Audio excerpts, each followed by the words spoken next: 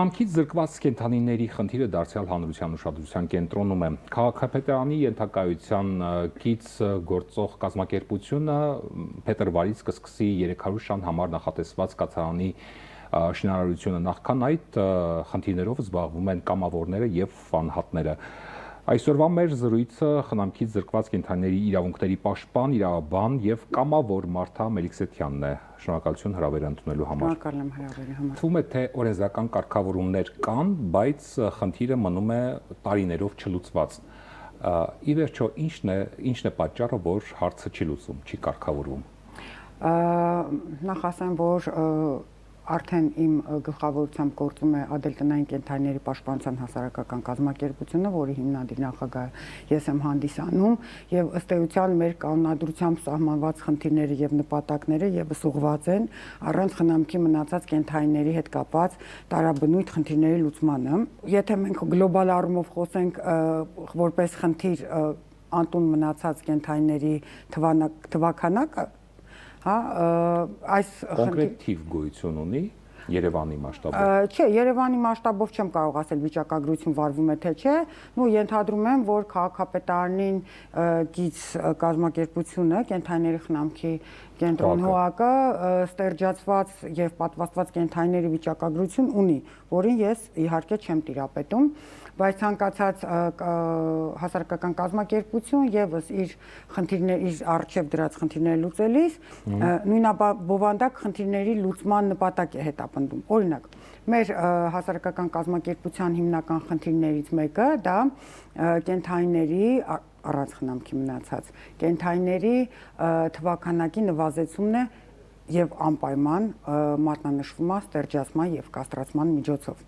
Մենք իհարկե իմ կազմակերպությունը չի մասնակցում որևիցե տենդերների, Երևան քաղաքի մասշտաբով մեր կողմից հայտնաբերված անտուն մնացած կենդանիները տեղափոխվում են կենդանիների խնամքի կենտրոն ՀՕԱԿ, օրենքով սահմանված կարգով, իսկ մարզերում արդեն այս պահին այնտեղ կացարաններ կան։ Այո, կան եւ Երևան քաղաքում հայտնաբերված չստերջացված եւ չպատվաստված կենդանիները ուղղորդվում են իրենց կենտրոն ստերջացման, կաստրացման եւ պատվաստման նպատակով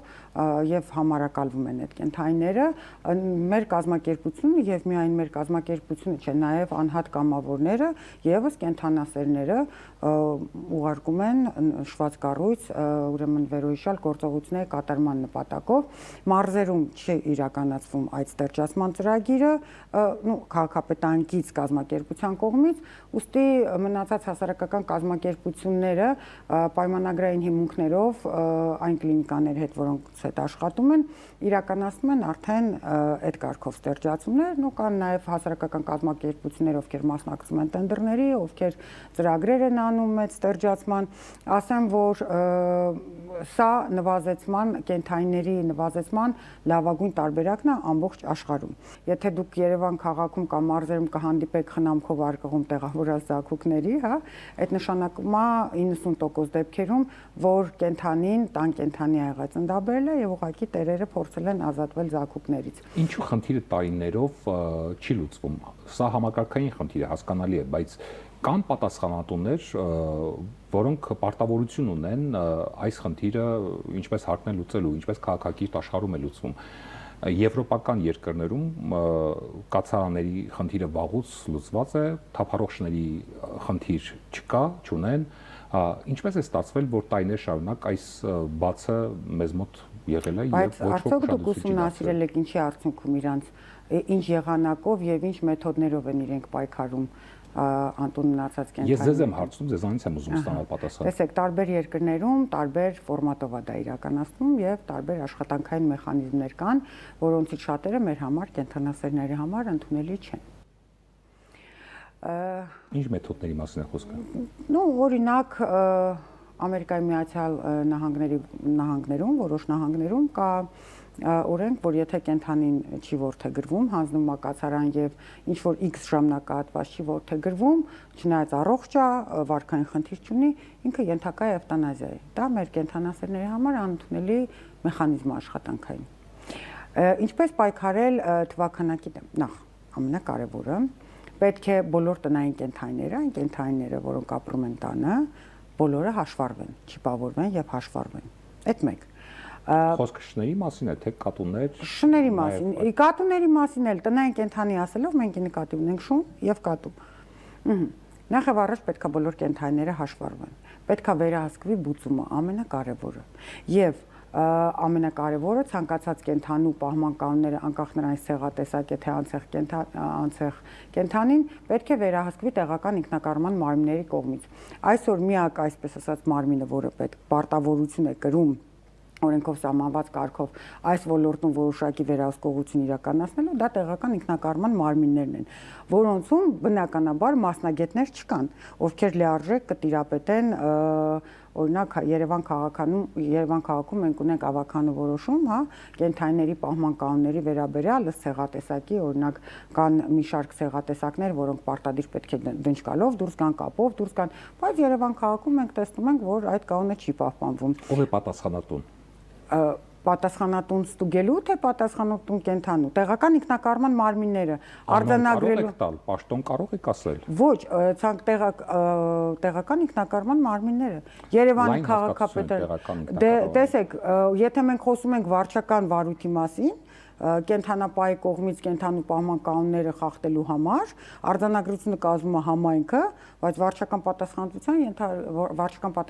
ենթարկելու մասին որոշումը կազմում է քաղաքապետարանը։ Ես ձեզ այն մեխանիզմն եմ ասում, որով մենք հիմա աշխատում ենք։ Ես իմ հասարակական կազմակերպությունում դրա համար եմ տեսեք, քանի որ ես նախ եւ ասեմ եւ որպես իրավաբան եւ այն հասարակական կազմակերպության նախագահ, ով այդ ահազանգերը ստանում է, մենք կոնկրետ ունենք դեպքեր, որոնցով ինքներս դիմել ենք Երևանի քաղաքապետարան, որ կոնկրետ այս կենթանու պահման կանոնները չեն պահպանվում։ Կոնկրետ դեպք ունենք Աջափնյակ վարչական շրջանում քաղաքացին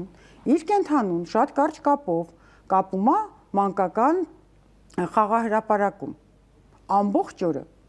եւ երեկոյան կենթանին գիշերում է իր ավտոմեքենայում։ Հիմա ակնհայտ եւ կենթանու նկատմամբ դաժան վերաբերմունք դրսևորվում այս եղանակային պայմանները, որ սորդական ցեղատեսակի շան մասն է խոսքը, այսինքն մազածածկույթ ունի, այս մասին ես 3 ամիս է հայտնում եմ տեղական ինքնակառավարման մարմիններին, այնուհանդերձ ես չունեմ որևիցե դրական դեռևս լուծում չի ստացել իմ խնդիրը։ Միգուցե պետք է իմանալ ում դիմել հարցով, այսինքն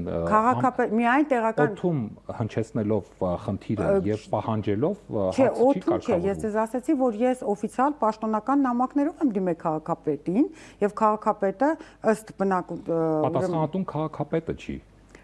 Քաղաքապետը պատասխանատուն չի, տեղական ինքնակառավարման մարմիններն են վարչական վարույթ իրականացնում կենթանիների պահման կանոնները խախտելու դեպքերով։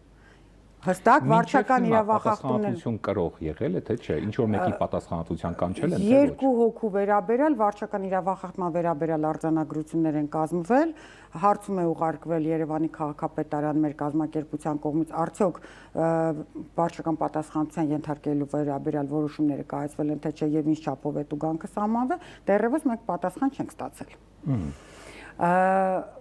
Մենք չենք խոսում այն մասին, որ քաղաքապետն է պատասխանատու, մենք խոսում ենք այն մասին, որ վարչական իրավախախտումների վերաբերյալ ՀՀ օրենսգրքի համապատասխան հոդվածով վարչական գործի քննության իրավասությունը պատկանում է տեղական ինքնակառավարման մարմիններին։ Ստացվում է համակարգը ինքն իրեն պաշտպանում է։ Համակարգն ինքն իրեն չի պաշտպանում։ Տեսեք, այստեղ ամենակարևորը,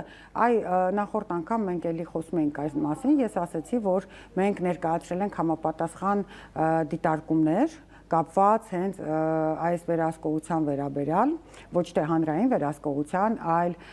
կոնկրետ կենթանիների պահման կանոնները խախտողների վերաբերյալ ահազանգերի ստացման, դրանց ընթացքը լուծելու վերաբերյալ մենք համապատասխան առաջարկ ենք արել, որ տեղական ինքնակառավարման մարմիններում պետք է լինեն մասնագետներ եւ իրավաբաններ եւ այն մարդիկ, ովքեր այդ համապատասխան կրթություն են ստացել, տարբերում են ցեղատեսակները, տարբերում են կոնկրետ ցեղատեսակի ուրեմն յուրահատկությունները, այո, բայց մենք չունենք այս որևիցե համայնքում, որից է տեղական ինքնակառավարման մարմնում մասնագետներ չունենք։ Մասնագետները միայն կենթանիների խնամքի կենտրոն հողակում են, անասնաբուժերն են, որոնք ըստ էության ստերջացում եւ պատվաստում են իրականացնում, որից է այլ լիազորություն իրենց վերապահված չէ։ Իդեպ քաղաքապետարանը պարբերաբար հայտարարում է ստերիլիզացիայի եւ վերահսկման ծրագրերի մասին։ Սրանք իսկապես իրականացվող ծրագրեր են, թե հանրության հասարակության դժգոհությունը մեղմելու ինչ որ տարբերակ է։ Ոչ, իրականացվում են։ Հակառակը, եթե դուք նկատեք, համացանցում շատ են տեսանյութերը, որ կենթանիների խնամքի կենտրոն հողակի ավտոմեքենաները այս կամ այն վարչական շրջանից կենթանիներին տեղափոխել են։ Իսկ ով է վերահսկում այդ կենթանիները ստերջացված են, թե ոչ, պատվաստվել են, թե ոչ։ Կա վերահսկող մարմին։ Այդ հարցին ես իրավասու չեմ պատասխանելու, լիազորություններ չունեմ պատասխանելու, թե ով է իրականացնում վերահսկողությունը։ Որտեղ շատերս ենք հանդիպում փողոցում այդ մեքենաներին, բայց վստահություն չկա հանրության կողմից, որ այդ կենթանիներին ինչպես հարկն է ստերջացրել են եւ նույնիսկ պատվաստումներն են արել։ Ես ձեզ վստահաբար կարող եմ բաց թողելուց առաջ վստահաբար կարող եմ ասել, որ արվում է, որտեղ մեր կազմակերպության կողմից մի քանի տասնյակ չէ, հարյուրավոր կենթանիներ են ուղղորդվել տարիների ընթացքում իրենց կազմակերպություն եւ բոլորը ստերջացված դուրս են եկել։ Իսկ ինչ եք կարծում, վերահսկողություն պետք է լինի, թե չէ։ Ես կարծում եմ, որ ցանկացած կառույց այնուհանդերձ վերահսկող մարմին ունի իր կառույցում վերադասության կարգով։ Եվ դա միայն քաղաքապետարանը չի վերաբերում, բոլոր պետական կառույցներն ունեն իրենց վերահսկող վարչությունները, բնականաբար։ Այսինքն ՀՕԱԿ-ը երբ կառուցում է կացարան 300 շան համար նախատեսված, պահման պայմանները, սնունդը, պատվաստումները, ինչ որ մեկը, ինչ որ կառույց